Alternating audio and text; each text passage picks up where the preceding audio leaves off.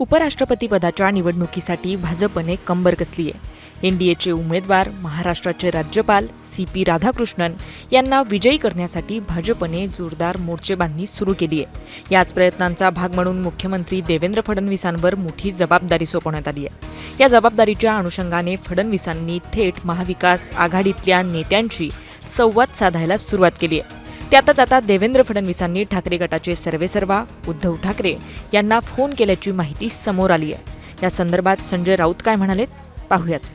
देवेंद्र फडणवीस यांचे फोन माननीय उद्धव ठाकरे साहेबांना आलेले आहे.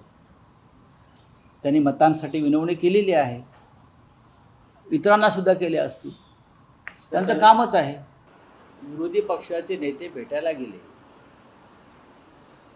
आणि त्यांच्यात काही चर्चा सुरू असेल तर ती होऊ द्या ना सुरू. राज ठाकरे आणि फडणवीस हे अनेकदा भेटलेले आहेत. हा पहिला विषय. गणपतीचे दिवस आहेत,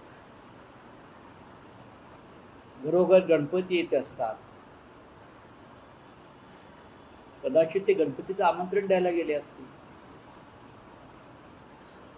राज्यासंदर्भातले काही प्रश्न असतील. ज्या पद्धतीनं फडणवीस यांच्या काळात काल मुंबई बुडाली का? 2 दिवस मुंबई बुडते आहे.